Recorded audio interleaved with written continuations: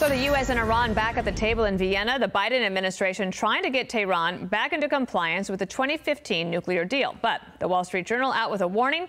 Iran has Biden's nuclear number. Tehran wants a less for more deal that would be weaker than Obama's. Let's bring in retired four-star General Jack Keane, Fox News senior strategic analyst, chairman of the Institute for the Study of War, and a former vice chief of the staff of the Army. Everything. You have everything. General, I thought it was pretty interesting that Iran just now, coming across the wires, has said the United States must lift all sanctions. So that's the condition that they're putting on the table as these talks start today. How do you see it?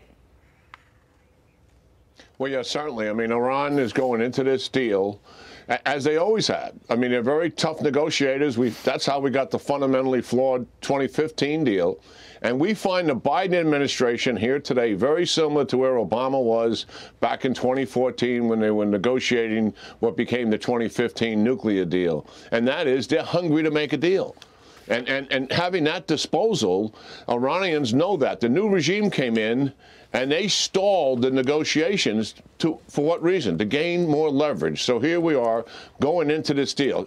And how much has changed? First of all, Iran's economy still has major problems with it, but has been slowly recovering, principally because the Biden administration is not enforcing the Trump sanctions to the degree that they should be doing.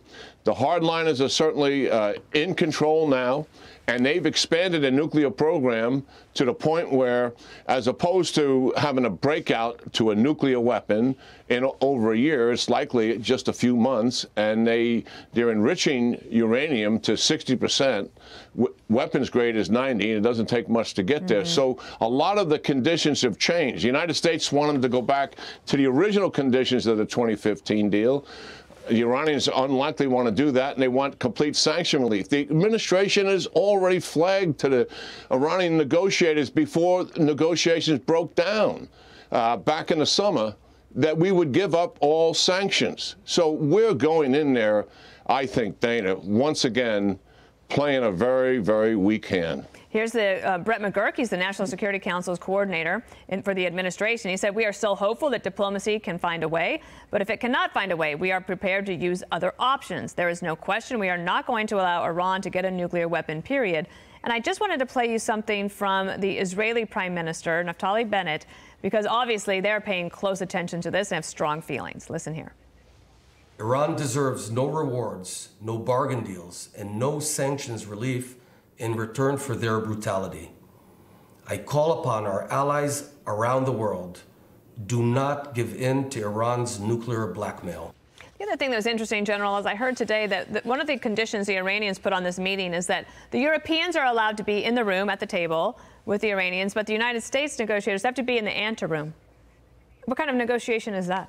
Yeah, this has been the way it's been from the beginning of these negotiations in the Biden administration. I mean, they folded right away to this tactic of humiliation, I call it. The Iranians are doing that because they believe the United States came out of the deal when President Trump walked away from it in 2018. Therefore, they're not going to negotiate directly with us. It was just a ploy, and of course, we rolled on that. But getting back to the Prime Minister of Israel here, I mean, this is a direction where I think we're heading. Iran wants a nuclear weapon. They're fully intent on getting it. They're moving in that direction. And what the Prime Minister is trying to tell us, please, the United States, don't make the same mistake again. Give them all of this money from sanction relief. What are they going to do with that? They're going to do exactly what they did with it in 2015. They brought down the government in Yemen after that deal was penned in 2015 using their proxies. Look at what has happened since the Biden administration took over and the fiasco in Afghanistan. They had attempted to kill the Prime Minister of Iraq. That's the first time they've ever done that using their proxies. And they attacked the U.S. base in southern Syria. Fortunately, we pulled 200 of our troops out of there prior to that attack. Their intent was what? To kill Americans. So this is who they are, and that's what we're going to give them: more money to commit this aggression, and also a pathway to a nuclear weapon.